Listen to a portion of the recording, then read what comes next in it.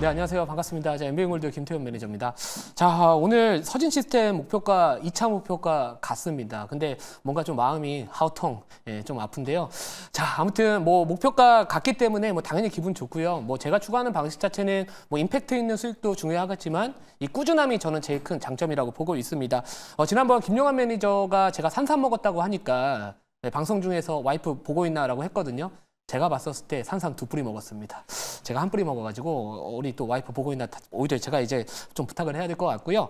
자, 아무튼 좋은 종목들을 소개를 시켜드리는 게 아무튼 간에 이 방송의 목적이고 또 때로는 제시드렸던 뭐 이런 종목들 자체가 뭐 못 갈 때도 있습니다만 제가 항상 저는 매매 현황표에 대한 것들 뭐 손실 난 거 다 포함해서 뭐 지난달에도 다 보여드렸고요. 뭐 최근 공개 방송에서도 다 보여드립니다. 뭐 손실 난 종목 당연히 있을 수밖에 없고요. 하지만 지난달 그리고 이번 달 저는 그냥 제 스스로의 생각이겠지만 그래도 나름대로 좀 잘 버텨주고 있다 이렇게 생각을 하고 있습니다. 그래서 오늘도 시장이 전반적으로 좀 쉽지는 않지만 그래도 좋은 또 내용들 준비를 했으니까 끝까지 시청 부탁드리고요. 자, 서진 시스템은 제가 최근에 계속해서 강조를 드렸던 종목이고요. 이게 이제 노이즈가 좀 있었죠. 뭐 최근에 인적 분할 관련된 좀 이슈가 있었지만 요거는 인적 분할을 추진하는 과정에서 약간의 그 존속회사에 대한 이 재무 구조에 대한 부분들 좀 이슈가 있다 보니까 이게 약간 정상적으로 좀 진행이 되지 못했습니다. 이 ESS 쪽을 좀 따로 띄워내려고 했었는데 제가 이 본업 자체 ESS 쪽에 대한 이 투자 포인트가 워낙 너무 좋다라고 하면서 계속해서 요거는 계속해서 가져가도 된다라고 방송뿐만 아니라 뭐 공개 방송에서도 계속해서 좀 강조를 드렸었는데요. 자, 오늘 이제 2차 목표가 또 31,500원 딱 돌파하면서 이번 달 이제 누적 수익이 268%.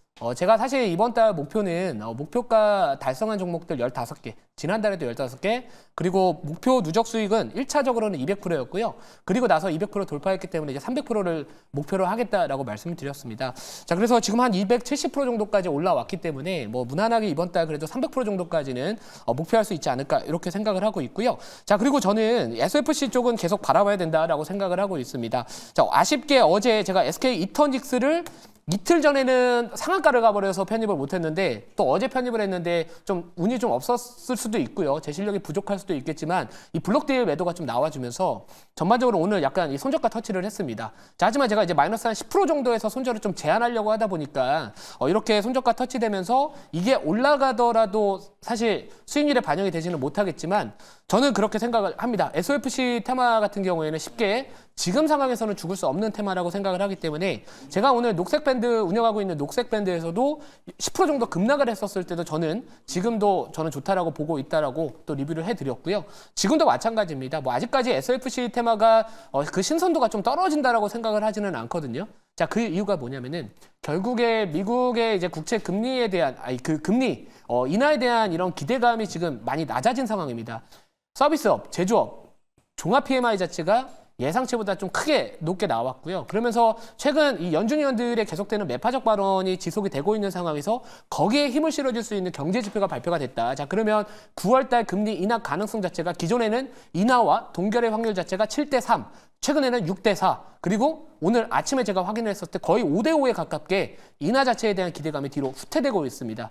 결국에 이 앞으로 발표되는 이제 추후에 점도표도 우리가 좀 경계를 해야 된다라고 저는 생각을 하고 있기 때문에 결국에 그런 분위기라면은 우리가 말하는 일본적으로 말하는 뭐 테마주 매매를 할 수밖에 없는 상황이 당분간 지속되지 않을까 저는 그렇게 보고 있다. 자, 그렇기 때문에 SOFC 이제 부각을 받고 있는 상황이고 그리고 AI 데이터 센터 쪽 전력 수급 쪽 관련된 이슈가 붙어주면서 뭐 신재생 에너지만으로는 부족할 것이다. 그래서 원전 이야기 나왔던 거고요. 그리고 천연가스에서 수소를 추출을 해서 산소와 결합시켜서 전기를 생산하는 방식이 바로 이 SOFC가 지금 시장에서 새로운 테마로서 부각을 받고 있기 때문에 아직까지 저는 한 발 정도는 남았다, 한두 발 정도는 남았다라고 생각을 해서 뭐 아쉽게 포트에선 편출됐지만 저는 요거는 계속해서 좀 바라보셔도 좋다라고 말씀을 드리도록 하겠습니다.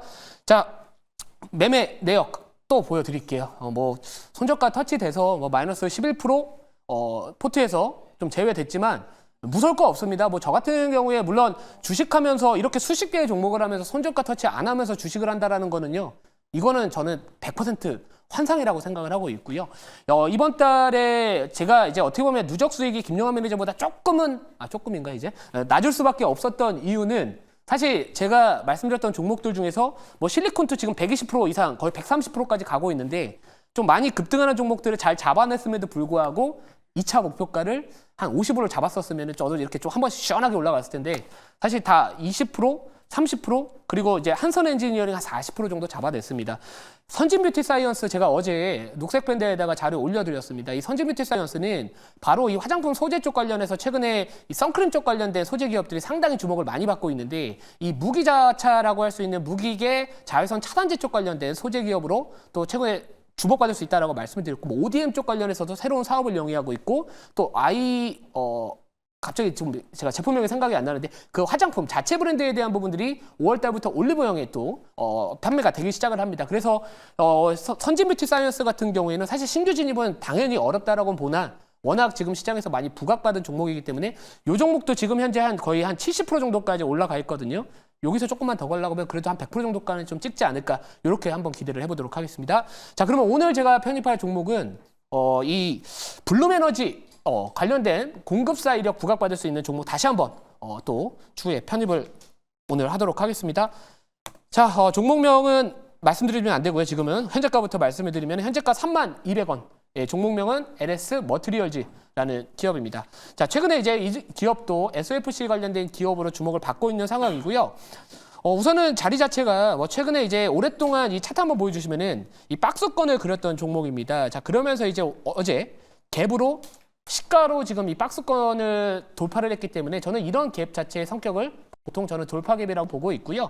자, 물론 아직까지 좀 오이격 자체가 좀 벌어져 있는 상황이다 보니까 이격을 좁히는 과정에서 좀 나올 수 있습니다. 그래서 혹시나 시청자분들께서 참고를 하실 때는 이런 종목들은 좀 꼭 분할로 5일선까지 내려오는 것까지 감안하면서 분할로 접근하는 게 저는 맞다라고 보고 있고요. 뭐 최근에 이제 이 블룸에너지 그러니까 블룸 SK 퓨얼셀이라는 이 SK 그룹 회사하고요, 자회사하고 그리고 미국의 블룸에너지하고 합작법인이 있습니다. 그게 이제 블룸 SK 퓨얼셀이라는 회사인데 최근에 그 많은 관련된 기업들, 뭐 SK 이터닉스나 아니면 한선 엔지니어링이 그쪽에 이제 공급사나 아니면 협력사에 대한 부각으로 지금 시장에서 많이 부각을 받고 있는 상황인데 아무튼 이 SFC 관련해서 최근에 저점에서 다시 한번 좀 관심을 받을 만한 기업이기 때문에 뭐 이번 달 안 가더라도 눌렸을 때 좀 다음 달까지도 바라보면서 끌고 갈 만한 종목이지 않을까. 그래서 뭐 이번 달 목표 누적 수익 300%뭐 달성 이 종목으로 할 수도 있겠지만 저는 다음 달까지도 이제는 좀 바라보고 매매를 하는 전략을 좀 가져가 보도록 하겠습니다. 자, 그러면 질문 바로 받아보고요. 추가적인 가격 전략 바로 말씀드릴게요. 네, 제가 질문하겠습니다. 어쨌든 이번 정권에는 이제 키워드가 전기인데 인공지능이나 반도체가 아니라 결국은 전기인데 전기의 이제 제일 마지막 그 차례가 저는 수소라고 생각을 하거든요. 그래서 그 얘기까지 드디어 나왔습니다. 그래서 그런 그 측면에서 볼 때 혹시 정책 관련주 쪽에서의 어떤 정책 트렌드 흐름이 지금은 이제 밑에서 잠잠하지만 이제 임기 3년 차로 이제 접어들게 되면 관련된 정책 흐름이 더욱더 강하게 나올 것 같은데 이 부분에 대해서는 어떻게 기대하고 계신지 궁금합니다.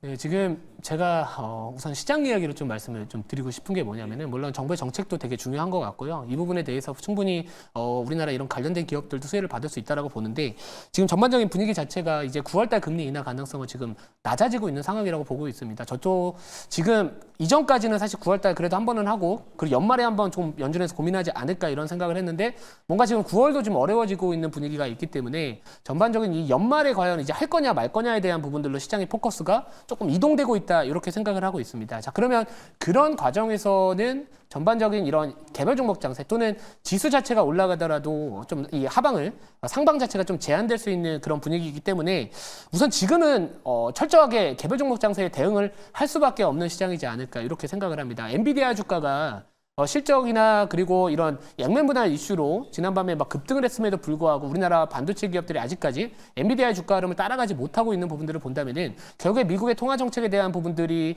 어느 정도 스탠스 변화가 나타나지 않는 이상은 우리나라 기업들 애초에 자체가 좀 올라가기가 좀 버겁다. 자, 그러면 제가 어제도 공개 방송에서 이 중국 소비 관련된 기업들 뭐 예를 들어서 이제는 저출산 쪽도 바라보면 좋다라고 말씀드렸고 오늘 일부 저출산 관련된 기업들 나쁘지 않습니다. 자, 그리고 제가 SOFC 같은 어떻게 보면 시장에서 테마성이 좀 짙은 종목을 최근에 계속해서 공략이 필요하다라고 하는 부분들도요.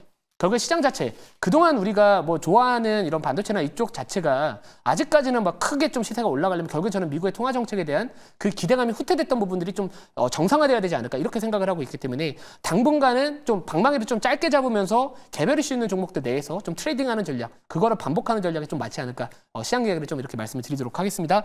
자, 1차 목표가 같은 경우에는 36,500원이고요.